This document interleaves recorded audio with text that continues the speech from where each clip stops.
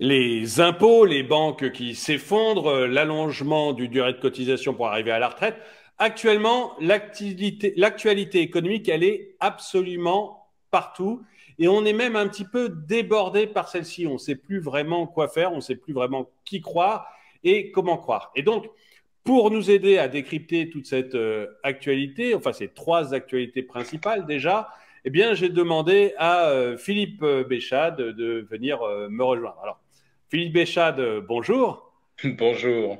Donc, Philippe Béchade, vous êtes donc rédacteur en chef de la lettre Agora aux publications Agora. Et puis, vous êtes aussi sur Trading Lab. Donc, vous avez une bonne vision de l'économie. Et ce que j'aimerais commencer par voir avec vous, c'est en fait ces déclarations d'impôts qu'on a aujourd'hui. Parce qu'il y a quelque chose qui a fait extrêmement peur aux gens, c'est un mail qu'ils ont reçu du fisc et où on les met à poil, en fait, où on demande à chacun d'aller déclarer en ligne ce qu'il a, etc. Et alors, moi, pour compléter ça, j'ai eu un message ce matin, parce que j'avais fait une vidéo là-dessus, et j'ai eu un message ce matin, de quelqu'un donc qui l'avait fait. J'ai eu un commentaire sur ma vidéo, quelqu'un qui avait fait ça, et qui se retrouve avec une augmentation de taxes. Donc, qui en fait, s'est fait, qui a joué le jeu, qui allait remplir tout ce que lui demandait l'État, et qui se retrouve avec des augmentations. Donc, quelle est votre vision de ça, en fait? Pourquoi, enfin, qu'est-ce qui se passe? Qu'est-ce que c'est que cette nouvelle demande de l'État? C'est un nouveau cran franchi dans le caractère intrusif de l'État. Bon, si chacun possède un ou plusieurs biens, c'est déjà connu du fisc. On paye déjà des impôts locaux, on ne paye plus la taxe d'habitation, mais le fisc savait tout de nous, savait quel bien était loué, alors pas forcément au centime près, mais enfin si, on déclare quand même ses revenus locatifs. Et là, il faut à nouveau remplir quelque chose que le fisc a priori connaît déjà. Alors, je pense que l'attention derrière est de vérifier que les personnes qui sont propriétaires de plusieurs biens ne les laissent pas dormir, inoccupés, dans un contexte de marché locatif extrêmement tendu, parce que pour ceux qui ont déjà des locataires, le fisc sait tout. Par contre, effectivement, avec cette déclaration, on est obligé éventuellement de dévoiler des biens que l'on possède et qui sont inoccupés, dont on ne tire évidemment aucun revenu. Donc, il n'y aura pas de sujet de taxation. Et ces biens, quand on en est propriétaire, évidemment, on est déjà imposé dessus, même s'ils sont inoccupés. Mais là, le fisc saura effectivement formellement qu'est-ce qui est occupé, qu'est-ce qui ne l'est pas, et alors là, et qui l'occupe. Ça aussi, je comprends pas. C'est quoi l'idée de demander l'identité des occupants? Bon, Oui, on se demande un peu quel est l'objectif derrière ça, quoi. S'il n'y a pas bah, un... c'est peut-être. Et là encore, je me fais pas l'avocat du diable, mais l'État soupçonne-t-il qu'il y a des marchands de sommeil qui louent à 10 personnes en n'en déclarant qu'une seule et en encaissant des loyers au black, etc. C'est peut-être effectivement pour lutter contre des vilains capitalistes marchands de sommeil. Voilà. Oui, en tout cas, Je peux l'interpréter comme ça. Mais c'est vrai que ça crée du stress pour tous les gens honnêtes dont nous faisons partie et qui ne sous-louons pas ou qui ne faisons pas du black sur notre immobilier locatif. oui, c'est vrai que moi, c'est vraiment une question enfin, un commentaire que j'ai eu très souvent qui était de dire, mais le fisc sait déjà tout, il sait déjà mes revenus locatifs, il sait déjà combien de maisons que j'ai, pourquoi il vient me demander de vérifier, de renoter tout ça. Ah, Mais parce que ils peuvent, après ça, ils peuvent faire un recoupement. Par exemple, imaginons que je déclare que j'ai Dupont-Durand dans un petit immeuble de rapport à Rouen. Et d'un seul coup, le fils va dire, tiens, Dupont-Durand, rue Blurp à Rouen, mais ces gens-là n'ont pas du tout déclaré qu'ils habitaient là. C'est assez curieux, je les retrouve là, il y a une autre adresse. Voilà, donc ça peut permettre effectivement de faire des recoupements et de mettre à jour certaines choses un peu bizarres. Enfin voilà. Ouais, alors je pensais aussi, moi, que ça pouvait servir en fait de travailler sur la base fiscale. C'est-à-dire que il y a 15 jours, 3 semaines, je crois, j'ai lu que le fisc cherchait de nouveau des nouvelles choses à taxer pour essayer, parce que bah voilà, on est dans un pays endetté qui ne s'en sort plus, avec des taux d'intérêt qui augmentent, donc ça devient de plus en plus difficile de s'endetter, ça coûte de plus en plus cher, et donc ils cherchent un peu d'argent à prendre. Et j'ai cru lire que justement ça allait servir peut-être à créer des nouvelles bases taxables pour essayer de voir s'ils pouvaient prendre de l'argent ailleurs de manière suffisamment significative pour que ça vaille le coup de le faire. Bah, ce qu'il pourrait déjà faire, c'est dire, voilà, on fait passer une loi, y compris à coup de 49.3 et à coup de matraque, où les gens qui ont des biens inoccupés, on leur dit, bah voilà, vous allez être taxé à la hauteur du loyer que vous devriez percevoir si vous louiez votre logement au lieu de le laisser vide pour essayer de faire de la plus-value sans vous embêter avec un locataire qu'ensuite vous aurez de la difficulté à mettre dehors. Donc, on pourrait très bien imaginer effectivement que se profile dans un avenir pas trop lointain une taxation intégrale des loyers non perçus pour obliger à louer, effectivement, et ne pas avoir de l'immobilier comme simple Ah réserve oui. de valeur. Ah oui, oui, obligé à louer, ce qui permettrait de compenser un peu les problèmes, enfin d'essayer de compenser les problèmes qu'il y a actuellement sur le Bah, locatif. ou vous louez, et, bon, voilà, ça sera un bien en plus, ou vous ne le louez pas, mais de toute façon, l'État va se récupérer une taxe équivalente à celle qu'il pourrait percevoir. Voilà de l'argent qui rentre, et en plus de ça, ça permet non pas de criminaliser, mais quand même de stigmatiser ces gens qui ont des biens qui dorment alors qu'ils pourraient être effectivement utiles à la collectivité dans un contexte effectivement où c'est extrêmement compliqué quand même aujourd'hui de trouver un logement dans les métropoles où il Ouais. y a de l'emploi. Oui, avec en plus les passoires thermiques qui vont sortir du marché, ça va vraiment compliquer en plus les choses. Donc ça pourrait être une première solution. Donc effectivement, il y a peut-être ça derrière. Ok, ok. Bon, en tout cas, voilà, on a essayé de défricher un peu ce problème des impôts qui arrivent et qui nous semblait un peu, enfin, qui a semblé étonnant à beaucoup de monde et qui a vraiment interrogé énormément de personnes. Deuxième sujet, c'était les banques. On a eu pendant un moment, donc je pense que tout le monde est au courant maintenant, mais je vais quand même le rappeler au cas où. On a eu donc la banque SVB, la banque de la Silicon Valley qui s'est effondrée pour des problèmes obligataires, mais ça on en parlera peut-être après, mais pour des problèmes en fait d'obligations, hein, ils étaient gavés d'obligations de l'État américain. Ils ont été obligés de les vendre pour diverses raisons, seulement ils les ont vendus au marché, et le marché n'en voulait pas parce que à l'époque les taux d'intérêt étaient très faibles, et donc ces obligations ne valent plus grand-chose aujourd'hui que les taux d'intérêt montés, et ils ont dû constater une perte, et ils ont fait faillite. Suite à ça, donc l'État américain a essayé de sauver deux ou trois autres banques qui étaient en difficulté. On a même vu les plus grosses banques venir essayer d'en sauver une autre qui était une banque d'affaires avec plutôt une banque de milliardaires, mais qui était en train de s'effondrer aussi. Et puis, ça passait en Europe enfin pas contre toute attente, contre les seules attentes de Bruno Le Maire, mais tout le monde était au courant que ça allait se faire.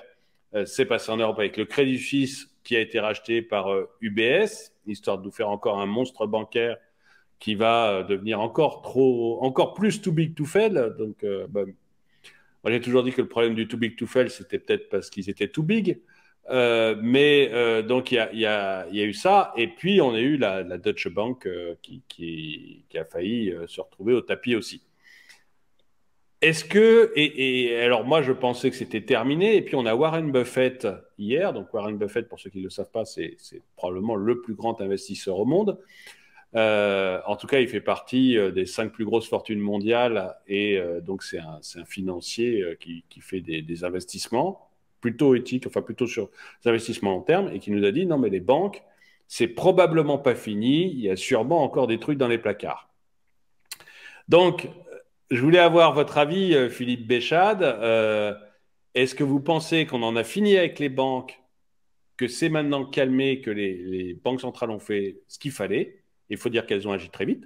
Ou est-ce que vous pensez que non, qu'on va encore voir des mouvements sur les banques prochainement et qu'on doit s'inquiéter pour l'argent qu'on a dans nos banques?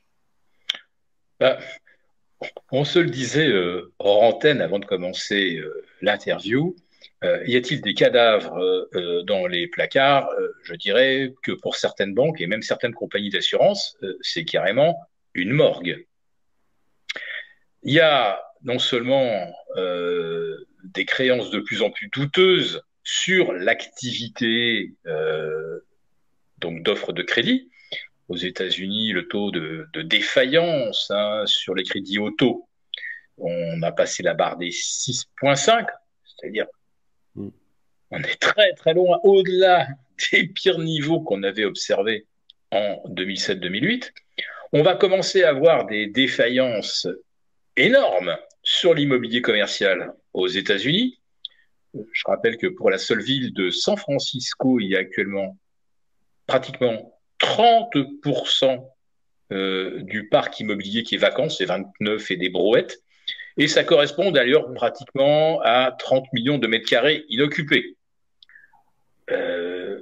Les investisseurs qui ont acheté des tours, qui ont reconfiguré de l'immobilier pour en faire effectivement du commercial, ils ne peuvent rembourser que s'ils encaissent des loyers, et sinon que 2 tiers ou 70% de leur parc occupé, ils vont pas pouvoir rembourser. Je pense que les investisseurs, ce qu'on appelle les rates aux États-Unis, ils sont confortables à partir du moment où le taux d'occupation est de 85 ou 90%. On y est en France, hein, pour vous dire que je ne dis pas que les problèmes des États-Unis sont nos problèmes à nous. Mais comme on parle des banques, là, ça va poser problème d'avoir comme clients des gens qui ont emprunté des dizaines, des centaines de milliards et qui n'encaissent pas assez de loyer pour rembourser. Donc là, il va falloir qu'ils provisionnent beaucoup pour faire face aux impayés sur les crédits auto, sur le crédit carte bancaire et le crédit immobilier commercial qui me paraît être vraiment le grand point noir qu'on doit absolument surveiller dans les prochaines semaines et les prochains mois. Donc ça, alors, des banques obligées de provisionner, c'est des banques qui, évidemment, ne peuvent pratiquement plus prêter. C'était le souci qu'a eu SVB, c'est qu'on s'est dit à un moment, ils ont prêté à beaucoup de gens qui font ce qu'on appelle du cash burn, qui ont besoin de se refinancer en permanence. Ils se sont financés à 0, à 0, à 0, à 0. Et d'un seul coup, c'est 3,50, c'est 4, c'est 5. Et on s'est dit, il y en a, ils vont pas pouvoir s'offrir un refinancement à 3, 4 ou 5. 3 pour l'Europe, 5 pour les États-Unis, etc. Et on est très très au-delà, même pour les signatures un peu dégradées, à double B, etc. Ceux-là, ils vont payer 7. Ben, ils vont pas pouvoir. Et donc là, des gens, enfin des banquiers spécialisés comme SVB vont voir leur claquer dans les pattes, effectivement, des clients, mais dont c'était la nature de ne devoir leur survie qu'à un refinancement permanent. Donc ça, il y a encore pas mal de boîtes, autres que dans le secteur immobilier, qui vont avoir de vrais soucis avec le refinancement. Et puis là, on va arriver, en plus de ça, quelque chose qui est vraiment là, l'éléphant dans le corridor, c'est que la dette américaine, il faut également la refinancer. Et comme vous avez de moins en moins de gens qui ont envie d'acheter du dollar ou de se servir du dollar pour payer les matières premières et le pétrole, donc il n'y a plus de pétrodollar. Donc le financement de la dette américaine, si ça ne se fait plus en captant l'épargne mondiale, il va falloir qu'il fasse comme en Europe la BCE, qui sollicite les banques, qui achètent les émissions du Trésor. Et aux États-Unis, si c'est pas les étrangers qui achètent les émissions du Trésor américain, bah ça va être les institutionnels américains. Alors évidemment, bon, on va en placer pas mal auprès de BlackRock, de Vanguard, de Fidelity, etc. Mais ça va pas suffire à un moment. Donc, le vrai souci, c'est que les banques vont voir leurs résultats baisser fortement au cours des prochains mois, avec une sinistralité qui augmente fortement, et vous avez des banques qui vont avoir en plus de ça beaucoup de mal à lever des fonds sur les marchés comme ils le faisaient pour pouvoir faire face à la demande de crédit, puisque on l'a vu avec le Crédit Suisse, quand vous levez vous faites des petites émissions qui sont de la quasi-trésorerie, c'est convertible en actions. Bah, ce risque n'existait pas jusqu'au 15 mars dernier, et d'un seul coup, ce risque s'est matérialisé. Mais qui va avoir envie de prêter de l'argent à court terme à une banque, certes avec une bonne rémunération, avec le risque que cette banque connaisse un souci et convertisse une partie de la dette en actions. Donc, un double effet de ciseaux se profile pour les banques. Et je termine avec la cerise sur le gâteau. Du 10 au 15 mars, les marchés obligataires ont enregistré le mouvement le plus brutal de l'histoire. On a vu jusqu'à 70 points de base d'écart sur du 6 mois, du 1 an, du 2 ans. Et vous aviez majoritairement des traders, et opérant souvent pour le compte des banques, qui sont elles-mêmes les principaux partenaires de la Fed. Donc tout le monde était positionné à la baisse sur le marché obligataire, puisque la Fed nous disait ça va aller plus haut, ça sera pas 5, ça sera pas 5,5, ça sera probablement même au-delà. Vous avez été trop optimiste. On va faire encore plus fort que ce que vous aviez envisagé. Puis d'un seul coup arrive l'histoire SVB, et là les taux perdent 100 points. Mais tout le monde avait bien écouté les banques centrales, bien sagement, et donc tout le monde était positionné à la baisse. Combien les divisions gestion pour compte propre ont perdu en 3 jours du 9-10 au 15 mars dernier? Il doit y avoir des paumes absolument phénoménales. Ils avaient perdu leur chemise avec la baisse de 18% du compartiment obligataire en 2022. Et là, je pense qu'ils se sont pris, en l'espace de 72 heures, ils se sont pris aussi des écarts de 10-15% dans la terrine. Ah oui, donc...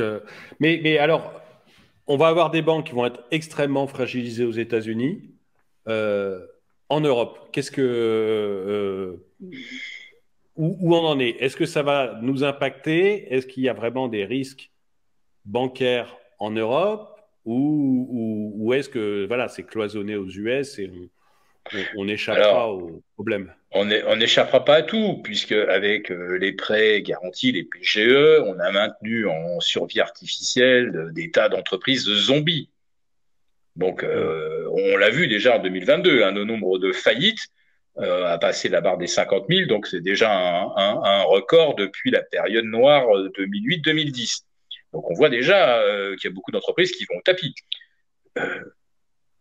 Les artisans boulangers, tous ceux qui ont besoin de chambres froides, de frigo, etc., avec l'électricité qui fait x4 ou x5, il y en a aussi qui mettent la clé sous la porte. Bon, ça, ce sont autant de clients qui vont pas rembourser leur banquier. Ils vont déposer. Et ben, ça va laisser une ardoise à la banque. Vous avez des promoteurs qui sont coincés, comme aux États-Unis, avec des tours sorties de terre, et on va avoir du mal à les remplir. Donc, ils rentreront pas de loyer. Là aussi, je sens que les choses vont se tendre. Et puis, j'ai cru dire pour l'immobilier, pardon, j'en ai pas parlé, j'ai pas fait de vidéo dessus, mais j'ai cru lire des articles. On me disait que ça devenait très tendu pour les SCPI. Parce qu'il y a beaucoup de gens qui nous regardent, qui ont investi de l'argent via la bourse ou via autre chose dans des SCPI, ou alors dans des sociétés comme Clépierre, ou enfin je ne cite pas Clépierre à dessein, mais c'est juste pour donner une image. Donc des grosses boîtes d'immobilier. Il y a un problème actuellement sur ces boîtes-là, ou comme on peut l'avoir eu aux États-Unis. Moi, tout à l'heure, quand vous me parliez de San Francisco, j'étais plus qu'inquiet. On a des problèmes de cet ordre-là en Europe, ou au moins nos SCPI, etc., sont safe. Bah, écoutez, tout est une question de liquidité, de confiance. Si vous pensez que certaines SCPI ont des structures financières fragiles, parce que vous avez au fond de vous un petit commissaire aux comptes qui sommeille et d'un seul coup un jour de pluie, vous troquez votre tour en vélo ou votre partie de golf contre tiens, je vais éplucher un peu les comptes de cette SCPI et vous dites oh là là, mais ils sont pas bien eux. Et bah, vous allez appeler le lundi pour dire restituez-moi mon argent. Alors, il y en a qui n'auront pas trop de soucis, et puis il y en a d'autres qui vont dire alors là, en ce moment, vous savez que ça tombe un peu mal, on a beaucoup moins de souscriptions, donc là, aujourd'hui, on va avoir du mal à trouver des acheteurs pour vos parts, et si c'est nous qui les rachetons, faut qu'on réalise qu'on vende certains de nos actifs. Aujourd'hui, je sais pas à qui on va les vendre, ni à quel prix. Ça peut être très embêtant. Alors, aux États-Unis, il y a déjà pas mal de rates qui ont restreint la possibilité de retirer des fonds. Alors, vous dites, ouais, bah, c'est des petits, bah, les gens, ils avaient qu'à aller chez les gros. Ah bah alors, ceux qui étaient chez BlackRock, ils se pensent que c'est tranquille. Bah, pas du tout.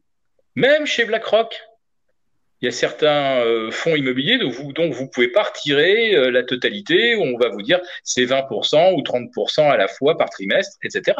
Donc on a déjà le souci aux États-Unis et qui a débordé donc la catégorie des petits où on aurait mieux fait de pas mettre les doigts.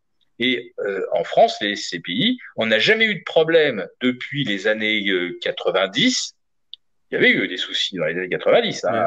Il y en a même qui avaient fait faillite. Hein.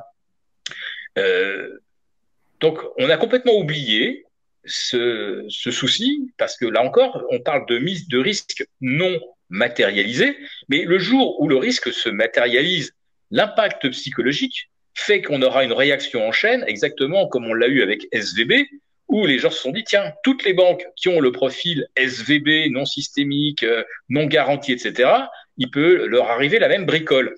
Le jour où la confiance vole en éclats, où tout le monde se dit ouh là là, je veux pas être le dernier à sortir de ma SCPI, les choses risquent de se bloquer très vite. Non pas parce qu'il y a des SCPI qui sont effectivement qui sont sur la corde raide là à l'instant où on se parle, mais parce que si 10-15% des clients veulent récupérer leur bille, ils sont incapables de leur restituer. 3-4% de clients qui demandent de récupérer leurs fonds, ça passe. 10%, 15%, ça passe plus. Et au-delà, on est dans le bank run.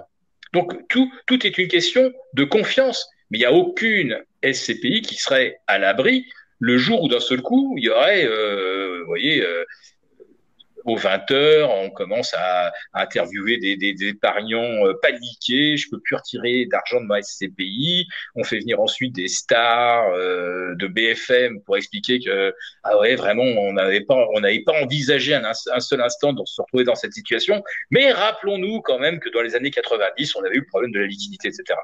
Et c'est un problème qui est autoréalisateur. Tant que personne ne songe à récupérer ses sous, il n'y aura aucun souci pour les SCPI. Mais comme on dit, comme disait Warren Buffett que tu citais, c'est quand la mer se retire qu'on voit qui se baignait à poil. Ah oui, non, mais il y a vraiment un risque. Oui, il y a un risque surprenant. Mais voilà, en fait, en vous entendant parler de San Francisco, je me suis rappelé les 2-3 lectures que j'avais eues récemment où on disait, voilà, il y a des SCPI, alors moi, les lectures, elles étaient sur des grosses, mais des grosses qui commençaient à être en difficulté, quoi. Donc voilà, donc ça a mais il n'y a pas que San Francisco. Hein. J'ai la liste, moi, des villes où il y a des taux de vacances dans l'immobilier de bureau et commercial. Vous avez 5 ou 6 villes américaines et parmi des grosses où le taux de vacances est déjà voisin de 20%. Hein. Je peux vous citer Phoenix, Boston, Seattle, hein, c'est Boeing, hein, Seattle. Voilà. New York, on est au-delà de 15% de taux de vacances. Et ça risque de s'aggraver encore si on est en récession, parce que les entreprises qui licencient, bah, elles auront besoin évidemment de moins de postes de travail, de plateaux moins grands. La récession n'a pas encore commencé aux États-Unis, que l'immobilier commercial est déjà en difficulté et que je pense qu'il y a déjà de vrais problèmes de liquidité sur des équivalents SCPI aux États-Unis. Là, je suis très clair. D'accord. Ah bah, écoutez, c'est plutôt des mauvaises nouvelles, mais on s'y ouais, d'accord. Bon, bah, on va voir donc comment les SCPI européennes et françaises arrivent à survivre à ça, et puis derrière, comment les banques européennes vont réagir à toutes ces difficultés. Ouais. Alors, c'est pas un problème global des SCPI, hein, attention, je le répète, hein, Oui, je oui, suis précis, hein, je vous dis, c'est bien l'immobilier commercial. Les murs de boutique, pour l'instant, ça marche encore très très bien. Les centres-villes sont en train de se revitaliser. C'est un petit peu lié, bien sûr, au Covid, où on a retrouvé le charme et le goût d'aller chez le traiteur du coin, de faire ses courses dans un périmètre relativement proche. Il n'y a pas de problème au niveau des murs de boutique pour l'instant. Il n'y a pas de problème non plus au niveau de l'immobilier locatif. On est à 98% de taux d'occupation du parc. Et en plus de ça, si on d'accord. retire effectivement du G, du parc locatif, je ne connais pas de SCPI qui exploite du F ou du G, hein. Donc eux, ils ont les bons produits. Donc eux, ils sont pas menacés. Donc là, c'est sûr qu'il n'y aura pas de problème au niveau des SCPI locatifs destinés aux particuliers. Mais attention à l'immobilier commercial. D'accord. Alors, dernier point que je voulais voir avec vous, donc, c'était sur les retraites. Euh, D'ailleurs, on parlera peut-être du coup un peu d'épargne après, parce que les deux sont liés. Donc, pour ceux qui nous regardent, hein, au moment où on enregistre, on est vendredi après-midi. On a vendredi 14 avril après-midi. On n'a pas eu l'information de ce qu'allait faire le Conseil constitutionnel. Mais on peut parier assez facilement, étant donné les membres du Conseil constitutionnel, qu'ils ne Qui vont ne sont pas pas des rejeter la loi constitutionnalistes, en donc bloc. voilà, ils Voilà, sont ils pas ne vont pas rejeter constitutionnalistes en bloc à rien. l'exception d'un qui est un vrai Ouais. constitutionnaliste. Et puis bon, Alain Juppé, j'imagine qu'en tant qu'ex-premier ministre, il connaît un peu la Constitution. Enfin, les autres ne sont pas Ouais. des constitutionnalistes. Ce sont des gens qui sont là pour enregistrer les desiderata de l'Élysée et point barre. Ils nous ont accepté C'est un peu ça. toutes les mesures les plus liberticides et les plus anticonstitutionnelles. Donc voilà, il n'y a plus Conseil constitutionnel, Oui, c'est une oui. chambre La, d'enregistrement, la- c'est tout. la dernière personne qui est rentrée au Conseil constitutionnel, je me rappelle plus son nom, c'est une dame, je me rappelle plus son nom, est sûrement quelqu'un de fantastique, mais c'est quelqu'un qui a Ce été serait pas Madame nommé par Malbec? Emmanuel Macron. Ah non, c'est Ça va être peut-être, non, c'est Malbec, Jacqueline. oui. Non, il y a Jacqueline Gouraud et il y a Madame, je crois que c'est Véronique Malbec. Voilà.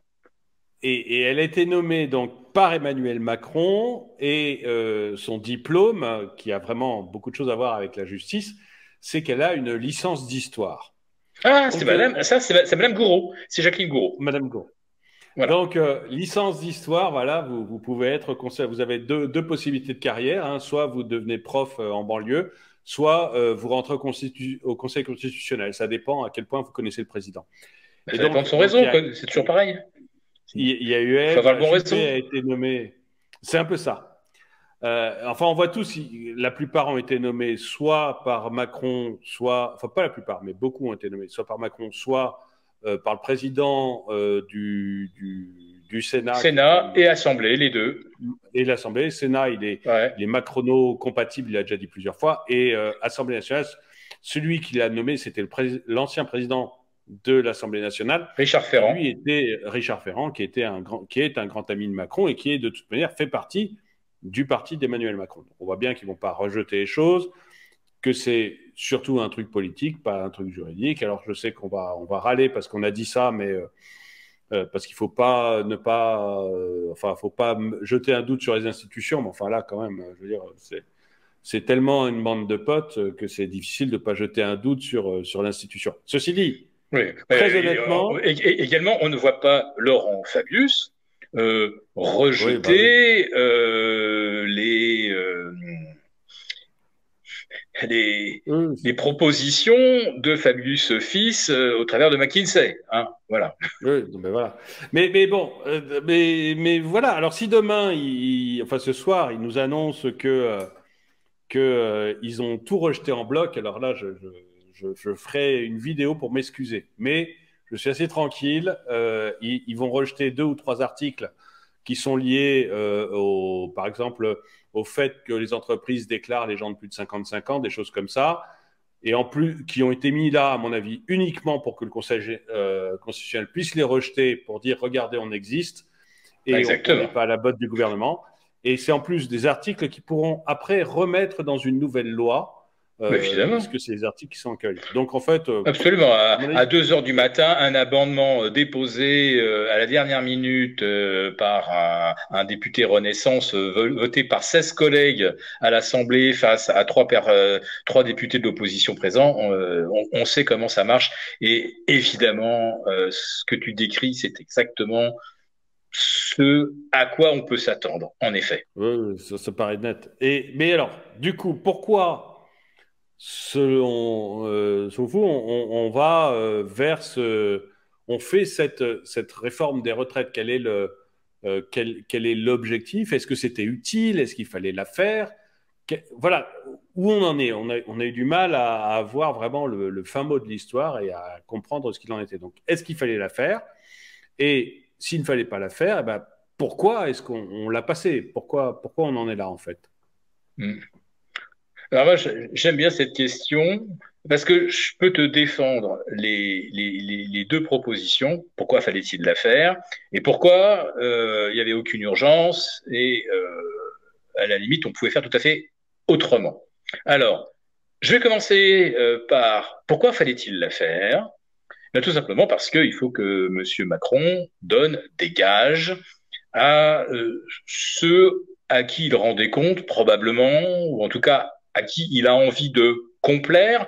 J'imagine que son agenda doit dépasser de loin les frontières de notre pauvre petit pays français, de notre pauvre région française, voire notre pauvre canton français au sein de l'Europe. Donc je pense qu'il vise beaucoup plus haut. Et pour être un candidat crédible à quelque chose, j'imagine, de plus élevé, de plus grand que la France, il doit montrer sa capacité, son inflexibilité.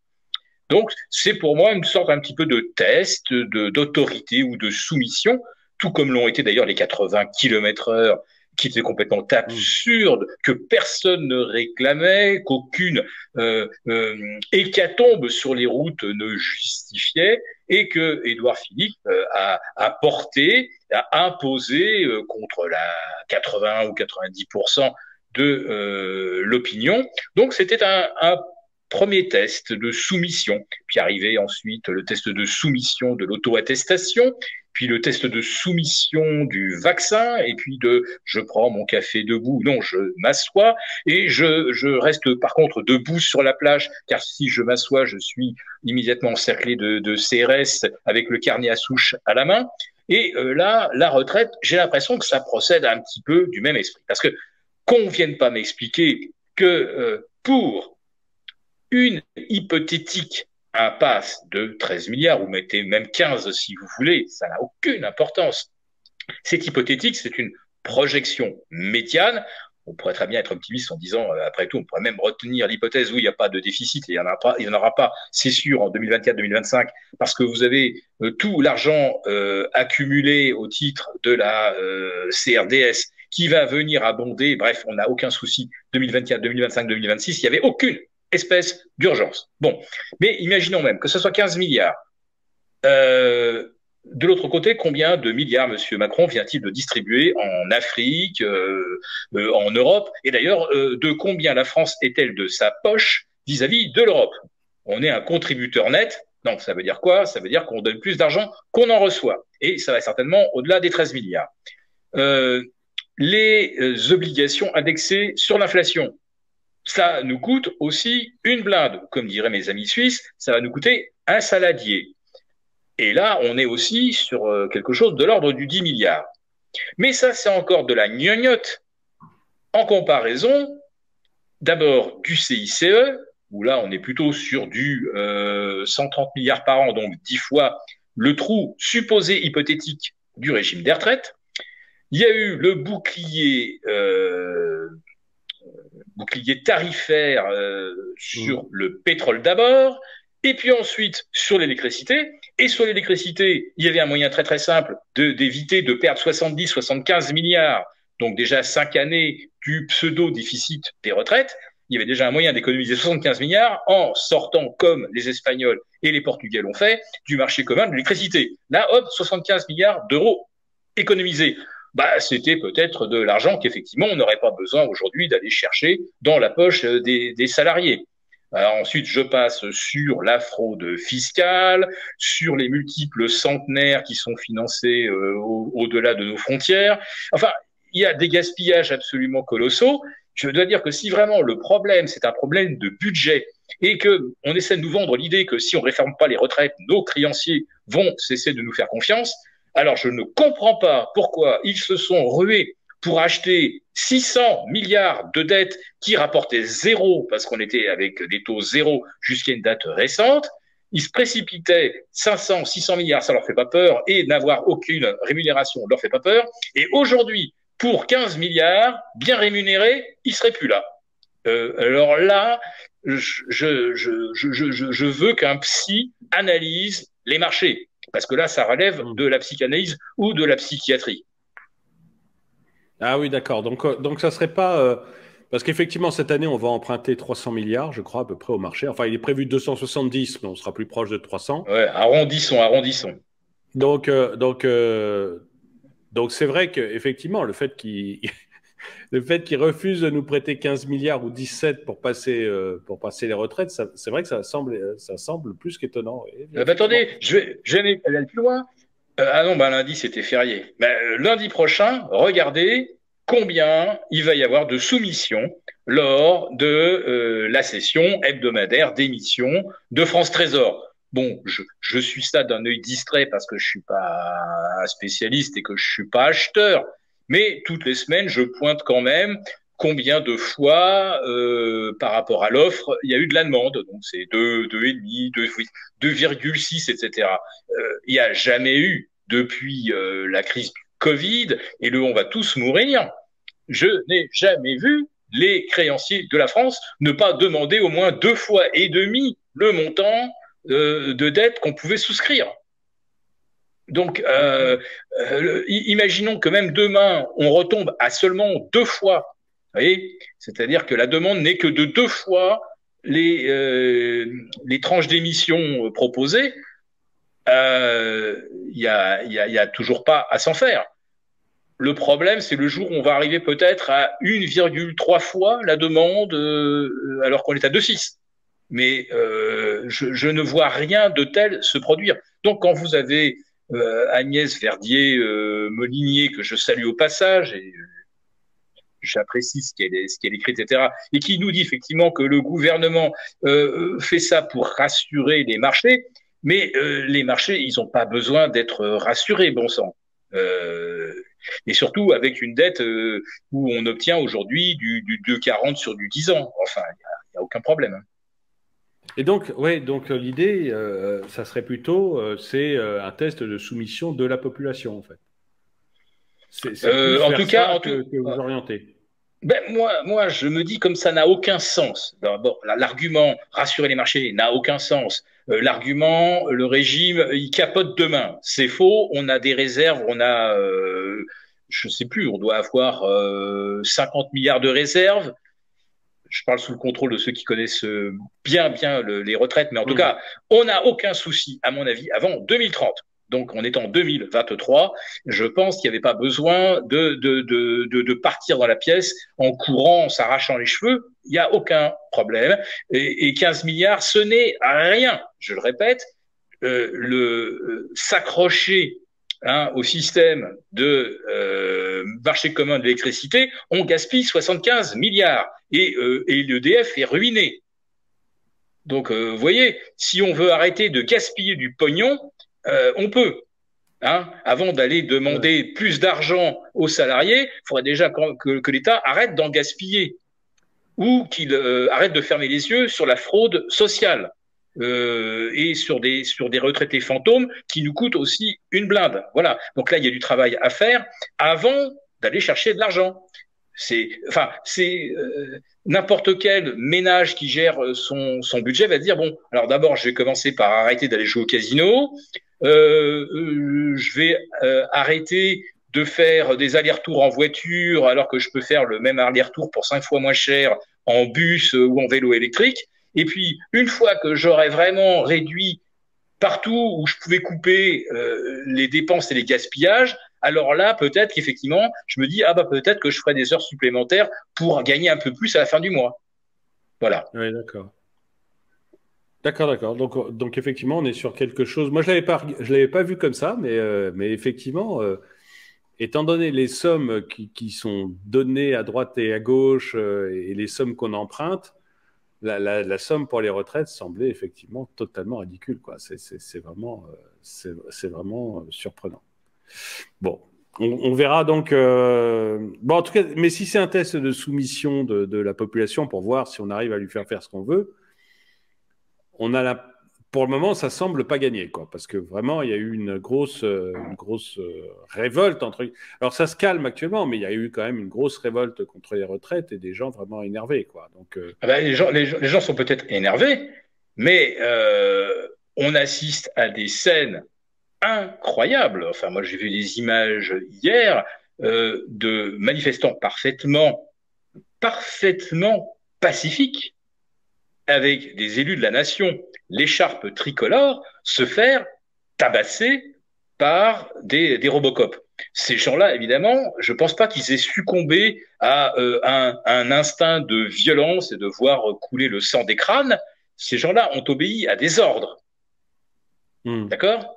Et ce qui est assez curieux, c'est que quand on voit les éborgnés, les gens qui ont le crâne en sang, c'est jamais ceux qu'on voit en train de casser des vitrines, sauter sur une bagnole ou ils foutent le feu.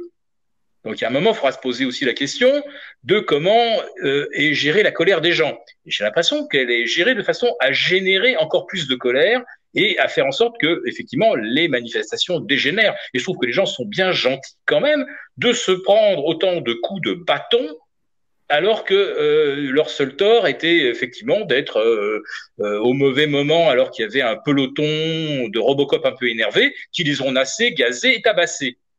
Voilà. Donc, si on cherchait effectivement à envenimer les choses et à se servir finalement d'une cocotte minute en essayant de la faire exploser, c'est peut-être que derrière, on a d'autres intentions. Parce que si on voulait effectivement faire péter la cocotte, on ne s'y prendrait pas autrement. Mais par contre, moi, je dois dire que les images que l'on peut voir sur les réseaux d'hier ou d'autres, je ne parle pas de Sainte-Soline, hein, je parle vraiment de manifestants à Paris agressés, je me dis, qu'est-ce qui va se passer lorsque les Jeux Olympiques se tiendront à Paris? Imaginons qu'il y ait des petits incidents, des petits mouvements de foule autour des stades, des lieux de compétition, mais ça va être un carnage.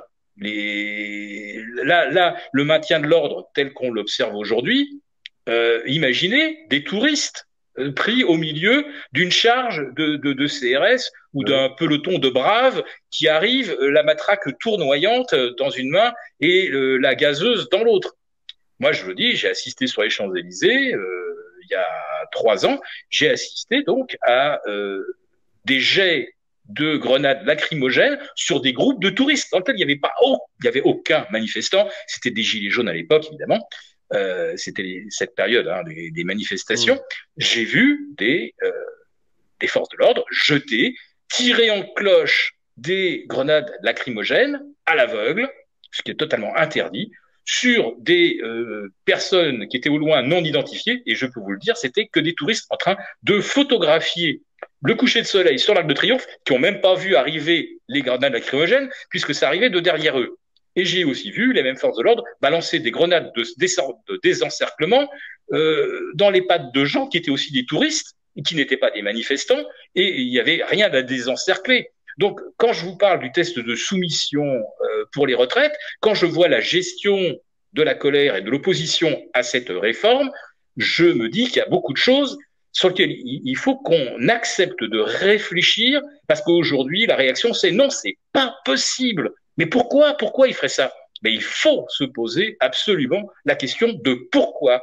Ils le font. Et pourquoi on nous vend cette réforme des retraites en nous disant chez nos voisins, c'est 65, c'est 67, c'est 70.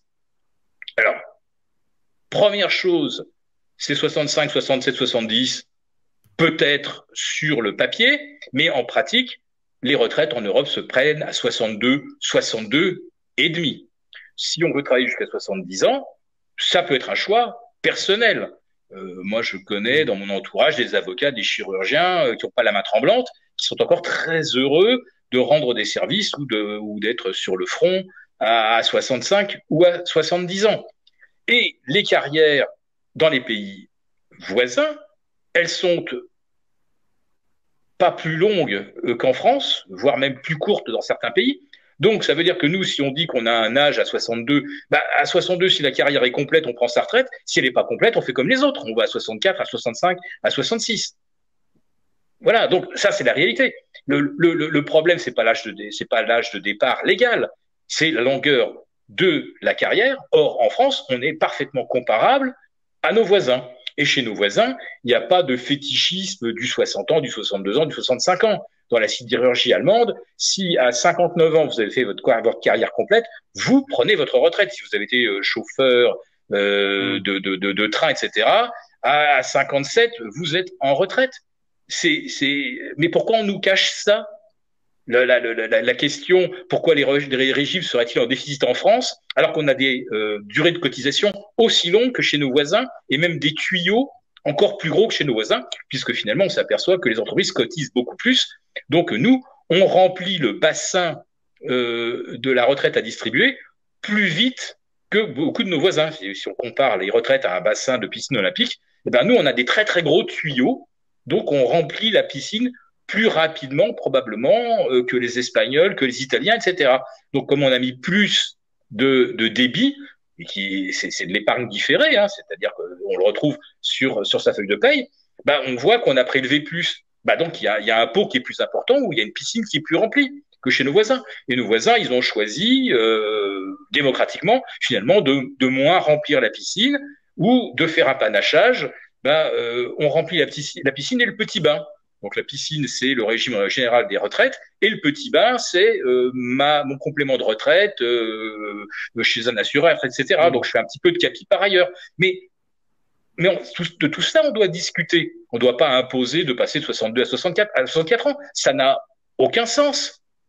Ça n'a strictement aucun sens. Il y a des gens qui sont en capacité de travailler à 65, à 66, et d'autres qui, à 59, 60, vaut mieux qu'ils arrêtent. Voilà, ça, c'est clair. Et donc, on a été coupé, on a eu un problème technique avec Philippe Béchade, mais tout le monde a entendu donc les choses, c'est-à-dire que on a une retraite qui est la même, enfin, on nous dit que les autres partent à un âge plus âgé, etc. Mais enfin, grosso modo, on a les mêmes tuyaux, on a la même retraite. Nous, on a tendance à plus cotiser que nos voisins, donc on doit avoir une retraite qui fonctionne aussi bien que nos voisins. Et il y avait après l'exemple que vous avez donné sur la piscine et le petit bain, c'est-à-dire qu'on a plus ou moins de capitalisation. Nos voisins font peut-être, pour certains, beaucoup plus de capitalisation que nous, mais nous, on a choisi de tout mettre en commun dans la répartition. Donc voilà, mais les sommes que l'on met, nous, sont plus importantes que ce que mettent nos voisins. Donc si nos voisins s'en sortent, on devrait aussi pouvoir s'en sortir. C'est ça, j'ai bien résumé ce que vous... Oui, absolument.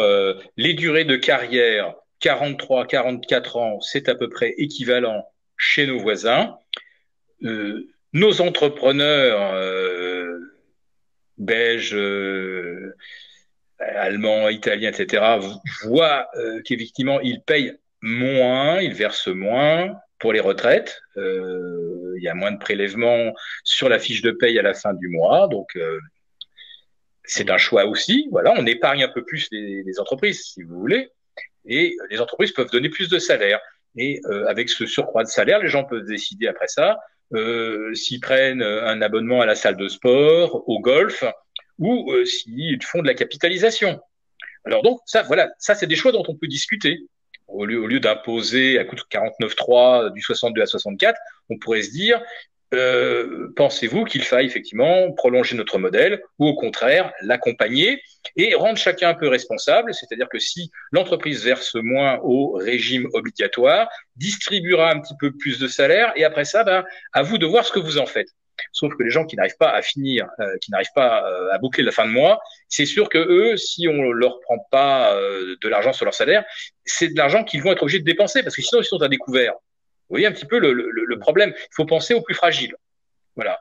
Mais ça n'interdit pas d'amener une réflexion sur, par exemple, est-ce qu'on ne pourrait pas aussi, à partir de 60 ans, pour ceux qui le veulent, passer à 4/5e, tiers-temps, mi-temps, faire de la souplesse, de l'aménagement. Enfin, vous voyez le nombre de choses qui avaient à envisager, à discuter, plutôt que de balancer du 62 à 64 avec des prétextes et des excuses qui n'ont aucun sens, qu'on peut débunker, dont on peut démontrer la fausseté.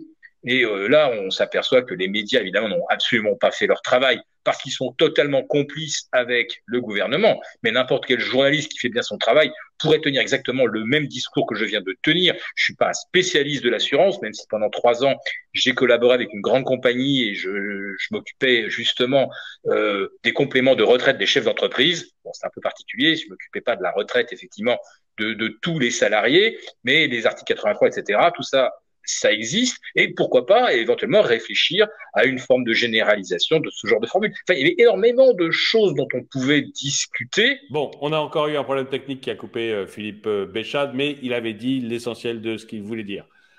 En tout cas, merci à vous d'avoir regardé cette vidéo. Mettez-lui un pouce vers le haut, commentez-la, partagez-la. Merci à tous ceux qui soutiennent la chaîne et je vous dis à très bientôt.